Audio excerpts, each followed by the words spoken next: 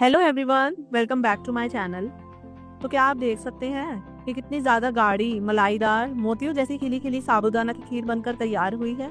अक्सर साबूदाना की खीर बनाते समय ये शिकायत आती है कि साबूदाना की खीर फट जाती है या ज़्यादा चिपचिपी हो जाती है।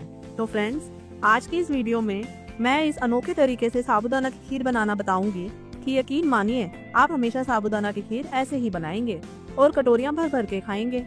तो चलिए फिर देर किस बात की, रेसिपी को शुरू करते हैं। साबूदाना की खीर बनाने के लिए सबसे पहले हमें साबूदाना को भिगो लेना है।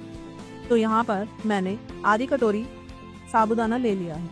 अब साबूदाना को एक बाउल में ट्रांसफर करेंगे और इसमें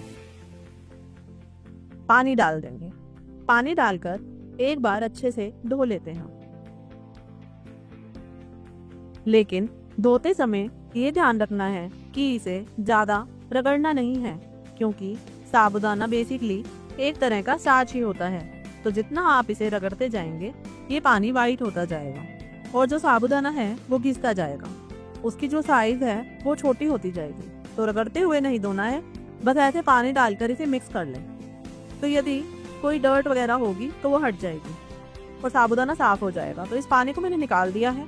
अब साबूदाना अच्छा खिला भीगे, इसके लिए हमें क्या करना है कि जितना हमने साबूदाना लिया है उसका आधा हम डालेंगे इसमें पानी। और अब बस इस साबूदाना को हम 1 घंटे के लिए छोड़ देंगे। आपके पास ज़्यादा समय है तो 2 घंटे के लिए भी आप छोड़ सकते हैं। तो यहाँ पर मैंने इसे ढक कर रख दिया है। और साबूदाना खीर बनाने के लिए एक कढ़ाई में हम दूध भी गर्म होने के लिए चढ़ा देंगे। दूध डालने से पहले मैं यहाँ पर डाल रही हूँ थोड़ा सा पानी, जिसको मैंने गर्म कर लिया है ताकि जो दूध है वो तले पे चिपके नहीं। आधा कप साबूदाना की खीर बनाने के लिए मैं 1 लीटर दूध ले रही हूँ। तो ये दूध मैं पहले से ही चढ़ा दूंगी। और यदि फुल फैट मिल्क हो तो खीर और भी ज़्यादा टेस्टी बनती है। तो दूध जब तक आधा ना हो जाए तब तक हम इसे पका लेंगे। तो इससे दूध धीरे धीरे और भी अच्छा गाढ़ा हो जाएगा, तो खीर भी टेस्टी बनेगी। 1 घंटे बाद आप जब साबूदाना को चेक करेंगे तो बिल्कुल भी आपको इसमें पानी नजर नहीं आएगा और साबूदाना काफी अच्छे से फूल चुका है। और देखिए, क्योंकि इसमें बिल्कुल भी ज्यादा पानी नहीं है तो ये काफी ज्यादा खिला खिला है, बिल्कुल भी चिपचिपा नहीं है।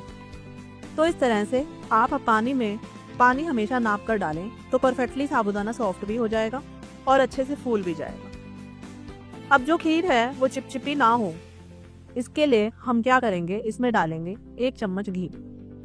जी हाँ फ्रेंड्स, ये 1 चम्मच घी इस खीर के टेस्ट को और भी बढ़ा देता है। साथ ही ये जो साबूदाना होता है वो चिपचिपा भी नहीं होता है, क्योंकि अगर साबूदाना को हम पकाते जाते हैं तो क्या होता है कि उसका स्टार्च दूध में ही मिक्स होता जाता है, तो उससे जो खीर होती है वो चिपचिपी हो जाती है। तो इस तरह घी डालकर बढ़िया से मैंने मिक्स कर लिया है।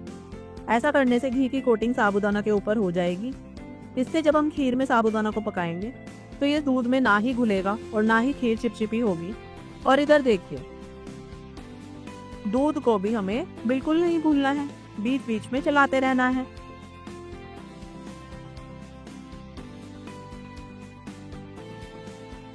तो जो मलाई ऊपर आ जाती है उसे भी हम मिक्स करते जाएंगे ताकि जो खीर बने वो एकदम मलाईदार बने। तो ऐसे ही किनारे पर जो मलाई होती है वो हम स्क्रैच करते हुए इसमें मिक्स करते जाएंगे। तो साइड बाय साइड हमारा दूध भी पकता रहेगा।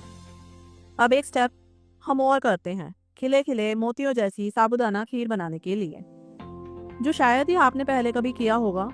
लेकिन मैं यकीन मानिए फ्रेंड्स, आप जरूर से ये स्टेप करना, बहुत ही अच्छी खीर बनकर तैयार होती है। तो इस स्टेप को करने के लिए मैंने एक पैन ले लिया है। कोई भी आप पतीला वगैरह ले सकते हैं और इसमें तकरीबन 1 गिलास पानी गर्म कर लें। और जैसे ही पानी गर्म हो जाए गैस का फ्लेम ऑफ कर देंगे और जो साबूदाना हमने रखा था वो इस पानी में डाल देंगे। अब क्योंकि ये एक तरह का स्टार्च ही होता है तो ये पकने में ज़्यादा समय नहीं लेता है। तो हम क्या करेंगे, बस इस गर्म पानी में साबूदाना को 2-3 मिनट के लिए छोड़ देंगे।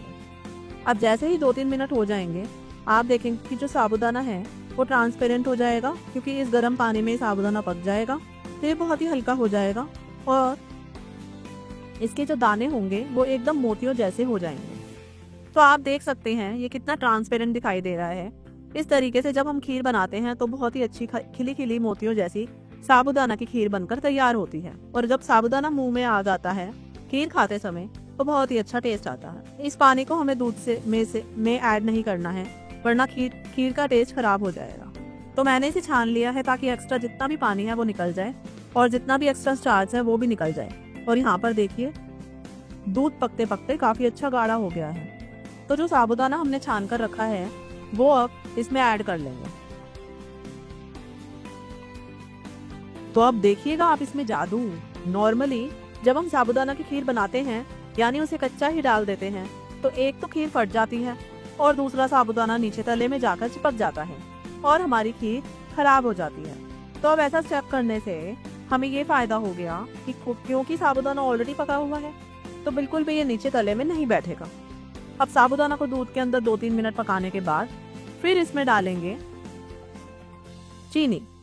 तो ये आपको अपने स्वाद के अनुसार इसमें चीनी डालें, जितना कम और ज्यादा मीठा आप पसंद करते हैं, या फिर आधा कप चीनी का इस्तेमाल करें। और चीनी डालने के बाद भी 5-6 मिनट इसे और पकाएंगे ताकि जो चीनी है वो भी पक जाए और धीरे धीरे जो खीर है वो भी थोड़ी गाढ़ी हो जाए। अब खीर बनाएं और उसमें ड्राई फ्रूट्स ना हो तो खीर खाने में अधूरी सी लगती है। तो इधर साइड में खीर धीरे धीरे हम पका रहे हैं और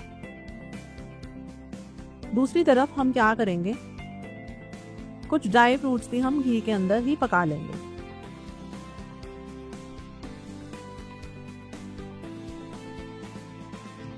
ड्राई फ्रूट्स को हम अगर घी के अंदर पका कर लेंगे तो टेस्ट बहुत ही अच्छा आएगा। खीर में जब वो ड्राई फ्रूट्स मुंह में आएंगे तो बहुत ही अच्छे लगते हैं।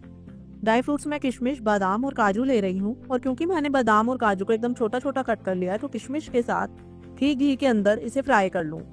यदि आप मोटा काट कर लेते हैं काजू और बादाम तो पहले काजू और बादाम को पकाएं फिर किशमिश को पकाएं, क्योंकि किशमिश जल्दी से पक जाती है।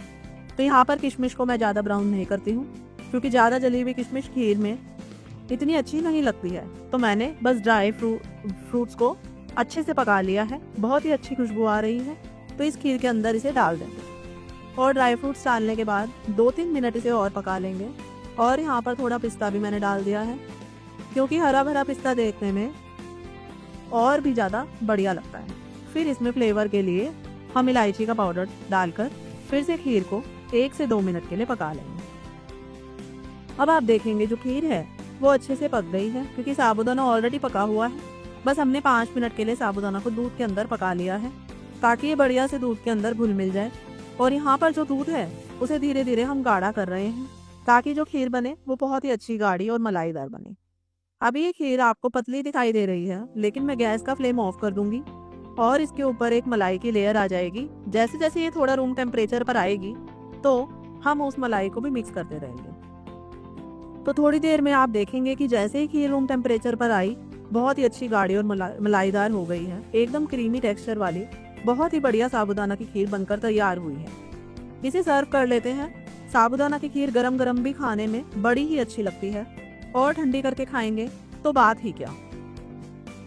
तो फ्रेंड्स, जो ट्रिक्स और टिप्स मैंने आपको इस वीडियो में बताई है वो आप जरूर से अपनाना, आपकी ये खीर परफेक्ट हो जाएगी, ऐसा मुझे यकीन है। और जब भी आप ये रेसिपी ट्राई करें तो प्लीज़ अपनी फीडबैक कमेंट्स के थ्रू मेरे साथ जरूर शेयर करें ताकि मैं और भी अच्छी अच्छी रेसिपीज़ आपके लिए लाती रहूं।